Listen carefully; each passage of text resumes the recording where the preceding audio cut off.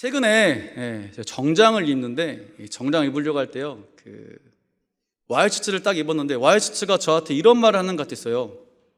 더 이상 버티기 힘들 것 같아. 조만간 터질 것 같다. 위험하다. 저한테 이렇게 말하는 것 같았습니다. 그래서 제가 더 이상 이렇게 살 수는 없을 것 같아서 큰 결단을 하고 야식을 끊으려고 결단하면서 나갔어요. 그런데 어제 저녁에 피자 한 조각을 또 먹으면서 먹고 있는 제 자신을 바라보면서 굉장히 웃음이 나왔습니다.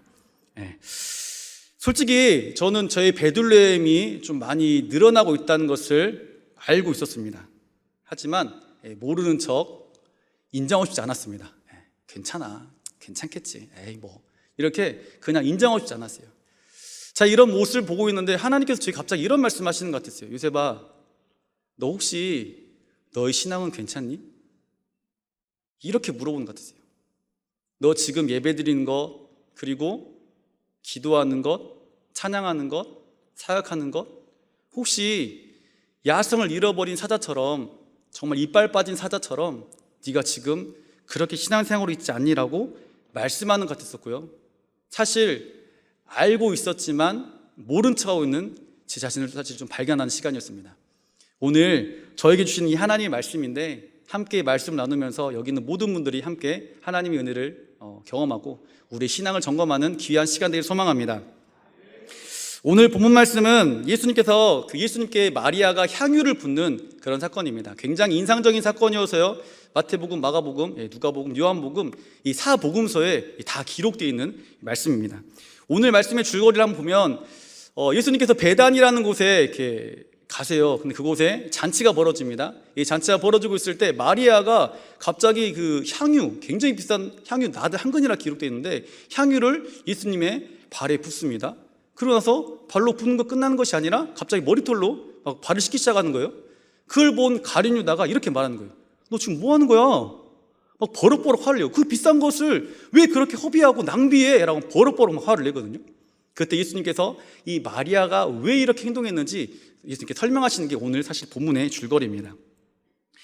우리 요한복음 12장 1절 말씀 한번 먼저 읽어보겠습니다. 한번 읽어볼까요?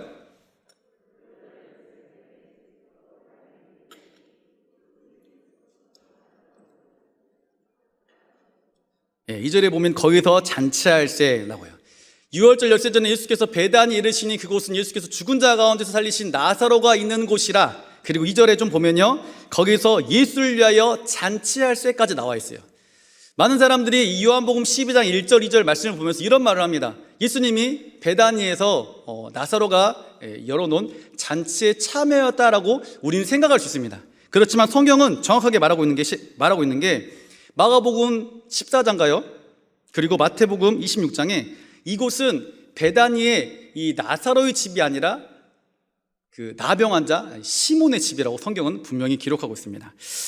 자, 이렇게 잔치가 벌어지고 있는데 이 마리아가 갑자기 비싼 향유 나드 한 근을 이렇게 예수님의 발에 쑥 부어버립니다.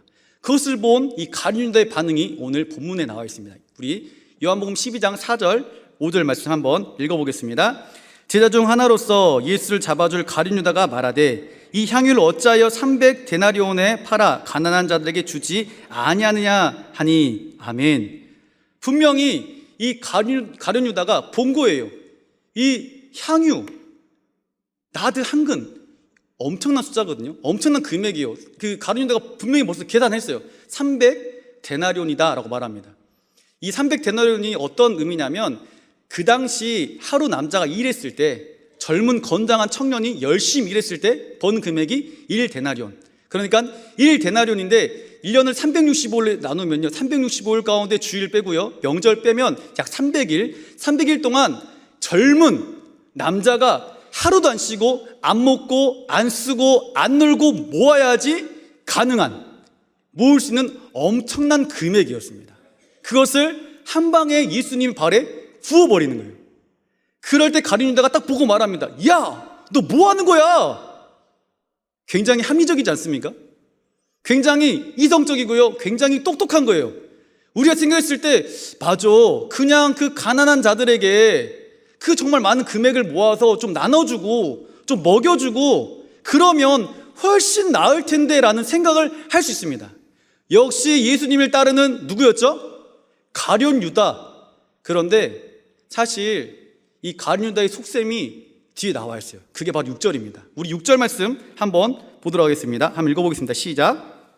이렇게 말하면 가난한 자들을 생각함이 아니요 그는 도둑이라 돈계를 맞고 거기 넣은 것을 훔쳐 가려 함이라. 아멘. 가룟 유다가 가난한 사람들을 도와주려 한 거였습니까? 그게 아니었어요. 가룟 유다가 이 돈계를 맡아가지고 그것을 자기 욕심대로 자기 유익대로 지금 훔쳐가고 있는 것을 우리는 성경을 통해 볼 수가 있습니다. 사실 예수님의 12제자 중에 돈에 관해서 굉장히 전문가가 있어요. 성경을 좀 읽어본 분이라면 누가 이 돈의 전문가를 알 수 있습니다. 세리 마태가 사실 있잖아요. 마태는 세리였습니다. 돈에 관해서는 정말 전문직에 있는 그런 사람이었어요. 지금으로 말하면 회계사나 세무사. 돈에 관해서는 그 누구에게도 뒤지지 않는 굉장히 정확한, 그리고 어떻게 보면 굉장히 확실하게 맞출 수 있는 그런 직책이 있는 제자였습니다. 그런데 지금 이걸 누가 맡고 있습니까? 가룟 유다가 맡고 있는 거예요. 가룟 유다는 예수님을 따르는 사람이었어요. 그렇지만 따르는 척하는, 그리고 예수님이 주인이 아니라 그의 진정한 주인은 바로 돈이었던 거예요. 돈을 중심으로, 세상을 중심으로 살아가고 있는 이 가룟 유다. 그런데 너무 안타까운 것은 이 가룟 유다의 모습이 우리들의 모습은 아닌지 여러분 한번 점검해보는 귀한 시간 되길 소망합니다. 예수님을 따른다고 저희는 말합니다. 하나님 중심으로 살아가겠다고 저희는 고백했습니다. 코로나 3년이 지나가고 있습니다. 이러면서 우리의 신앙생활, 하나님 중심의 삶을 살아가겠다고 고백했고 그 길을 걸어갔던 저희들, 그런데 우리의 신앙과 우리의 신앙생활과 우리의 기도생활과 예배 태도와 이 모든 것들이 너무나 많이 무너져 버리진 않았습니까? 목사님, 이제 조만간 10명 이제 회복되고 이제는 진짜 장사 너무 안 됐는데, 너무 안 됐어요. 그랬는데 이제는 좀 풀리니까 저 돈을 좀 벌어야 될 것 같아요. 그 예배는 살짝 그냥 얼굴만 비치러 갈게요. 아니, 그냥 예배는 그냥 온라인으로 살짝 드릴게요. 목사님, 진짜 어렵게 취직을 했습니다. 어렵게 취직해가지고요, 상사한테 잘 보여야 돼요. 주일날 교회 와서 주일날 일하래요. 주일날 그냥 그 모임에 참석하래요. 저 그분들에게 잘못 보이면 안 돼요. 그러니까 저 살짝 좀 예수님이 눈 감아 주시겠죠?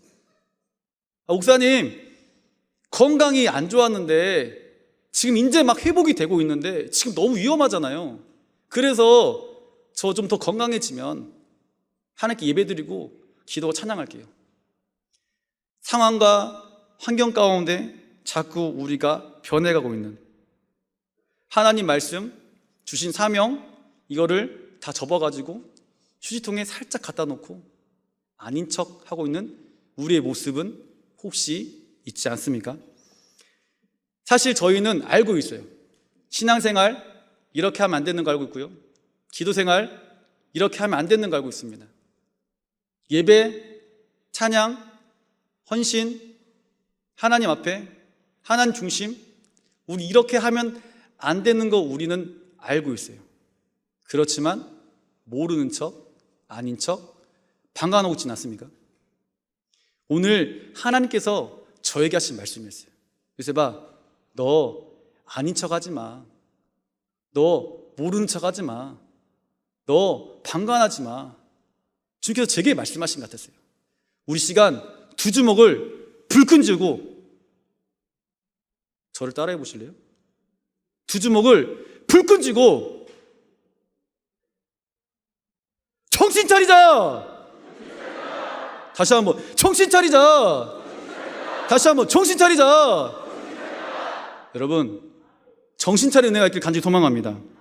사실 오늘 이 가룟 유다의 모습이 우리 안에 있어요. 주님께서 말씀하신 것은 정신 차려, 너 이 세상의 유혹 가운데 무너지지 말고 예수님 중심, 하나님 중심이 아니라 세상 중심으로 따라가지 말고 정신 차려라, 너. 이렇게 말씀하십니다. 오늘 함께 정신 차리는 은혜가 있길 간절히 소망합니다. 오늘 말씀을 읽는데 사실 약간 그 의문이 하나 있었습니다. 이 말씀 읽는데 의문이 뭐였냐면, 아니, 왜 마리아는 예수님께 향유를 부었을까? 갑자기 뜬금없이 왜 부었을까? 나는 그냥 그 마음이 있었어요.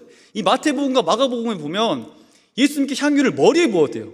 근데 요한복음에 보면 다리에 부었대요. 발에 부었대요. 아니, 여기는 왜 머리에 부었다 그러고 여기는 왜 발에 부었다 그러지? 뭐지? 뭐가 맞을까? 제가 곰곰이 묵상해보고 성경을 찾아보니까 둘 다 맞더라고요. 그 향유를 머리에 흐르고 있을 때 마태와 마가는 기록한 것이고요, 이 발에 흐르고 있는 모습을 요한은 기록한 거예요. 자, 중요한 것은 이 값비싼 향유를 왜 마리아는 예수님의 발에 부었냐는 겁니다. 혹시 마리아가 부자였을까요? 마리아가 부자여가지고 뭐 300데나리온 까짓것 한 번에 그냥 부어버리지 뭐 이랬을까요? 아니었어요. 그 당시 살았을 때 이 지금 지역이 어디입니까? 베단이라는 곳이에요. 이 베단이라는 곳은 가난한 사람들의 집이란 뜻이에요. 이 가난한 사람들의 집, 이 지역이 가난한 사람들이 모여있는 곳이에요. 그랬기 때문에 이 마리아가 부자가 아니었습니다. 그러면 우리 생각하는 건 예수님이 너무 사랑해가지고, 아니면 나사로를 살려줘가지고 그래서 그냥 다 드렸나? 라는 의문점들이 굉장히 많았습니다. 성경을 찾아보니까 어떤 학자는 예수님 사랑해서 그랬다, 어떤 학자는 또 나사로를 살려줘서 감사해서 그 감사를 표현한 거다, 막 헌신했다, 막 이렇게 많이 표현되어 있어요. 그런데 여진 제 마음 가운데 그냥 좀 불편함이 있었어요. 과연 그랬을까? 그것 때문에 그런 걸까? 제가 성경을 묵상하고 또 묵상해 봤습니다. 그러니까 역시 답은 성경에 나와 있습니다. 우리 요한복음 12장 1절 말씀을 다시 한번 보겠습니다.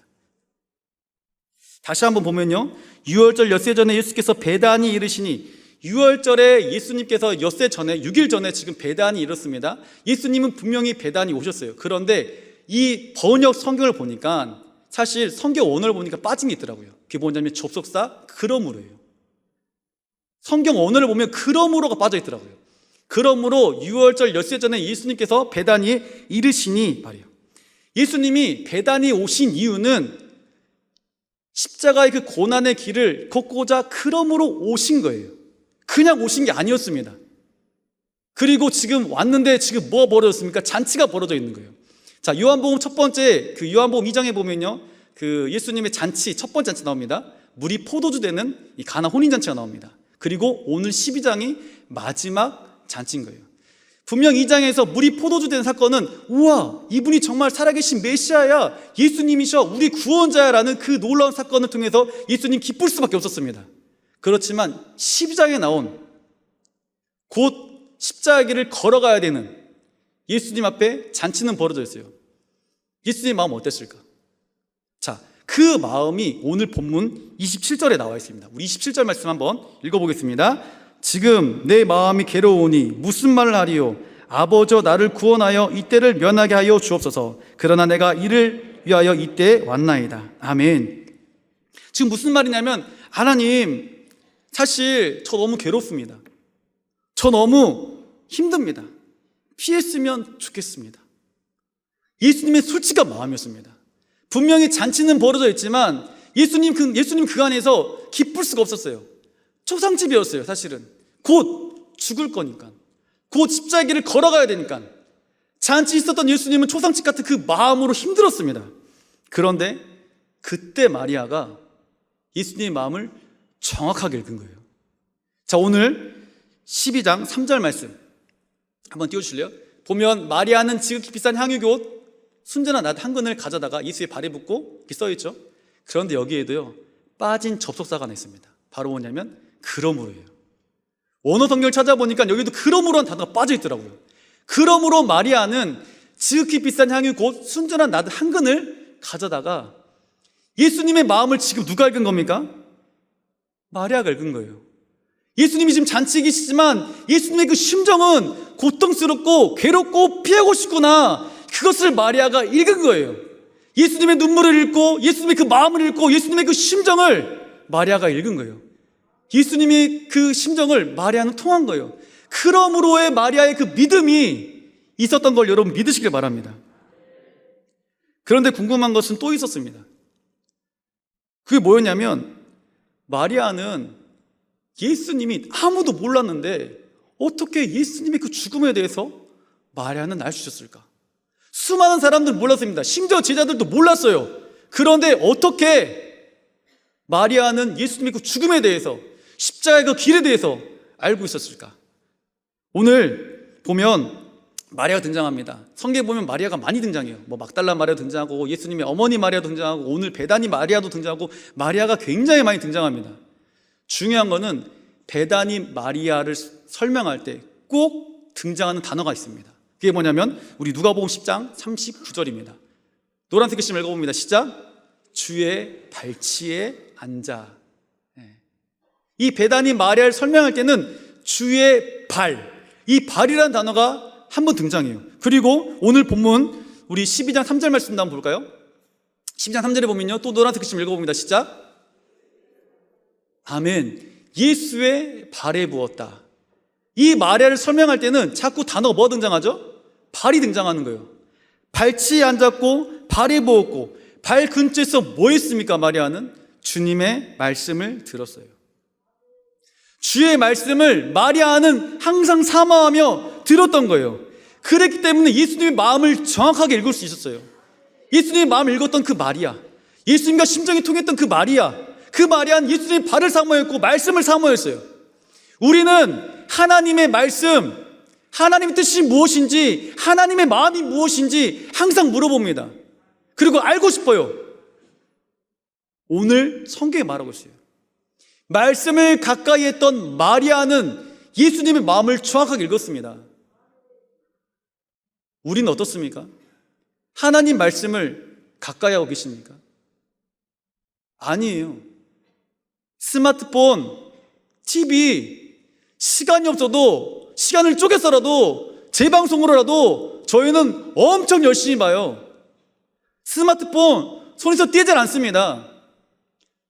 버스를 타도, 기차를 타도, 뭐 지하철을 타도, 가족끼리 모여 있어도, 심지어 화장실 갈 때도 저희는 스마트폰을 들고 가요.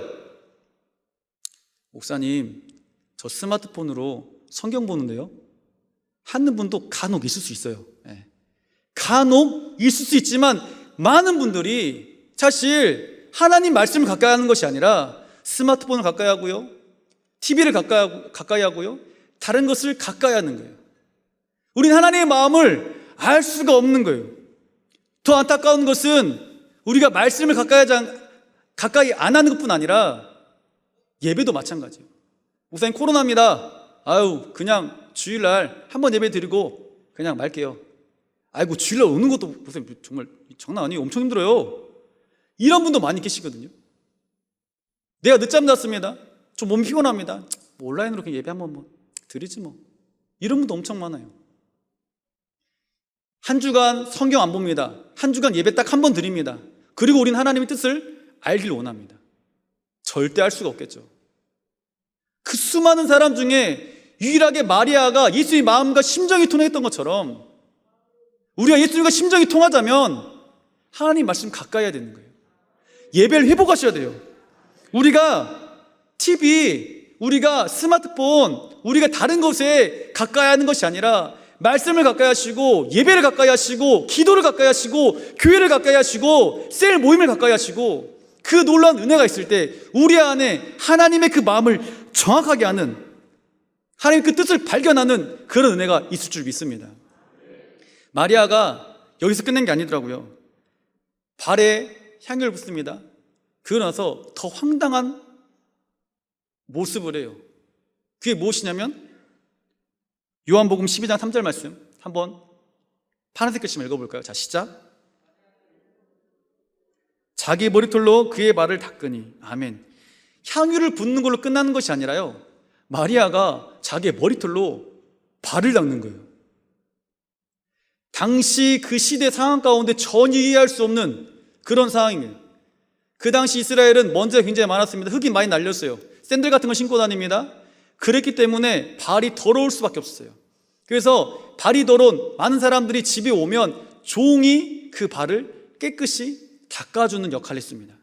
그런데 오늘 지금 누가 이 발을 닦습니까? 마리아가 발을 닦고 있는 거예요. 근데 그냥 손으로 닦는 것이 아니라 그가 자신의 그 긴 머리로 그 발을 닦는 겁니다. 자, 그 당시 긴 머리가 어떤 의미였냐면 우리 고린도전서 11장 15절 말씀 한번 읽어볼까요? 자, 시작. 만일 여자가 긴 머리가 있으면 자기에게 영광이니. 아멘.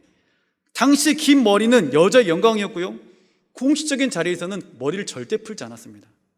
그런데 오늘 마리아가 머리를 풀어가지고 예수님의 발을 닦기 시작하는 거예요.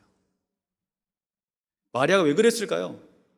그것은 바로 예수님은 나의 주인이십니다, 예수님은 나의 전부가 되십니다 라는 마리아의 신앙 고백이었습니다.